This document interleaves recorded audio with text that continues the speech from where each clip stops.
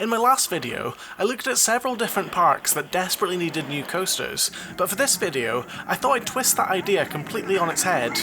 There are many great coasters at parks that no longer get the attention that they deserve, due to newer rides being built and stealing all the limelight. There are also several abandoned coasters that have been left standing but not open for years, and it's coasters like these that this video is going to focus on. I'm Rollercoaster David, and these are 7 roller coasters that desperately need new parks. First up, we have Formula at Energylandia. This vekoma space warp is a short but great fun coaster, and it's pretty modern, having only opened 4 years ago, so why would it be better off at a different park? Well, next year, the park will open Bizarro, which is basically a much larger and longer version of this coaster. Both of these coasters have similar trains, feature a launch, airtime, and inversions, and so Bizarro pretty much makes Formula obsolete.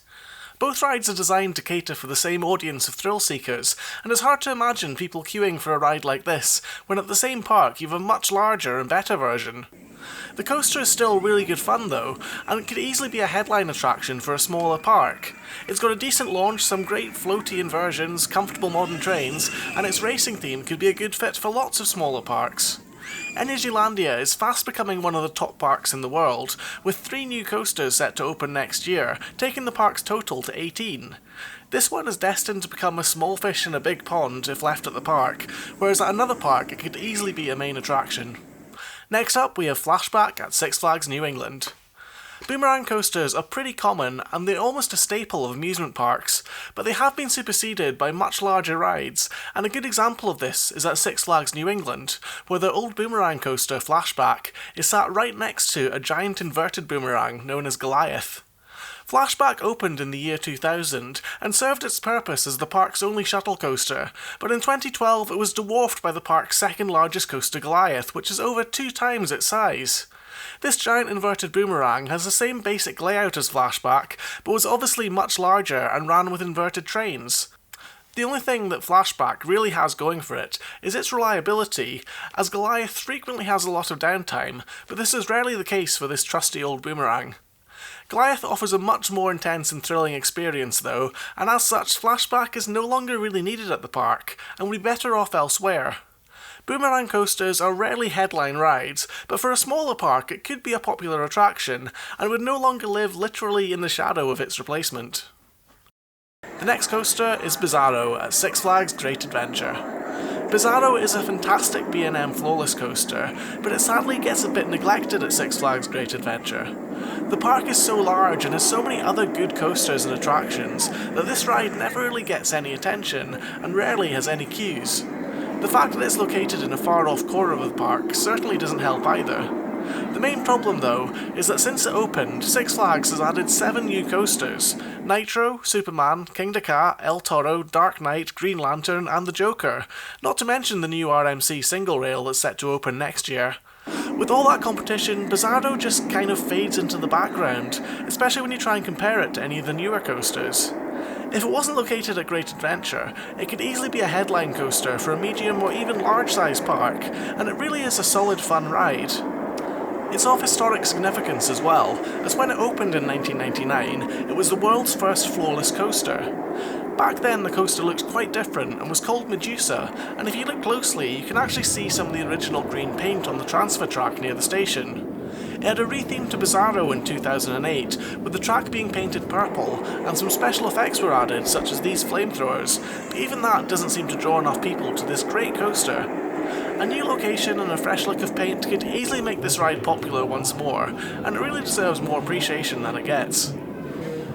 Next up is Blue Hawk at Six Flags Over Georgia. Blue Hawk is a fantastic coaster that may be old, but thanks to an extensive refurbishment, is currently riding better than it ever has. Formerly known as Ninja, the ride opened at the park in 1992, and prior to that spent a couple of years on a pier in Wildwood, New Jersey. The ride may now be over 30 years old, and it's already moved parks once before, but it now has modern trains and a smoothed out track, which have turned this previous uncomfortable headbanger into an incredibly smooth and enjoyable experience. Patrons at the park, however, seem to only see it as an old coaster, and pass it by in favour of the park's newer attractions. It may not be as good as Wicked Cyclone or some of the park's other coasters, but it deserves far more attention and appreciation than it gets. It's one of only 2 coasters in the world to feature a butterfly element, and it's got a rather impressive 5 inversions. If it was bought by a smaller park, or even a larger one, it could quite easily become a top-tier attraction, but while it stays at Six Flags Over Georgia, it will remain sadly underrated. Next is Ring Racer at the Nurburgring. The story of Ring Racer, which has now stood inactive for over 7 years, is quite an unusual one. Conceived as part of a new theme park expansion to the famous Nurburgring race circuit in Germany, this was planned to open as the world's fastest roller coaster in 2009, with a top speed of 135 miles per hour. It never actually reached that speed, however, and by the time it opened, the record had already been beaten by the 149 mile per hour Formula Rossa.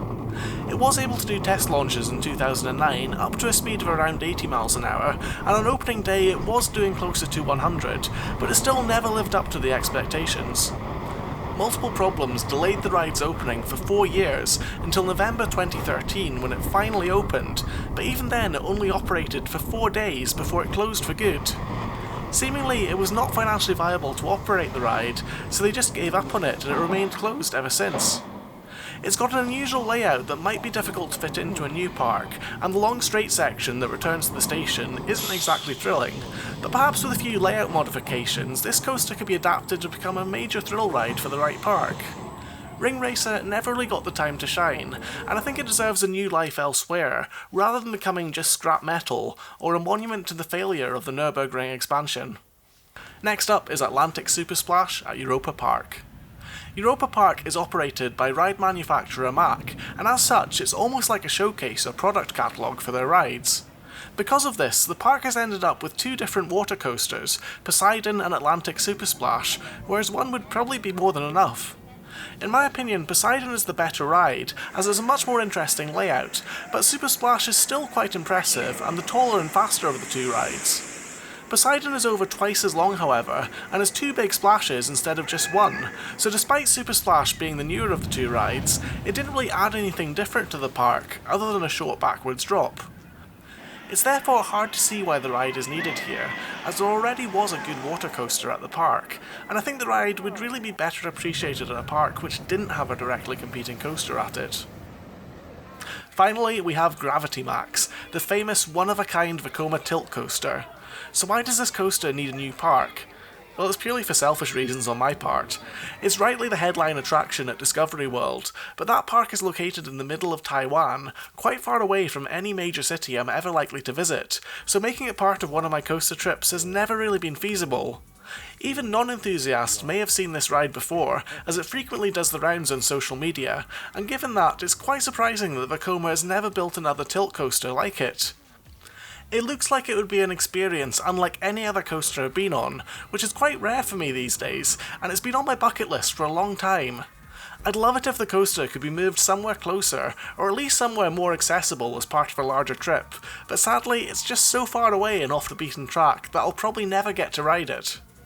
And so there we have it, 7 coasters that would be great if only they were located elsewhere. Are there any other rides that would be better suited to a different park? Let me know in the comments, and if you've enjoyed this video, why not check out some of the other content on my channel. I've been Rollercoaster David, thanks so much for watching, and I'll see you again in another video very soon.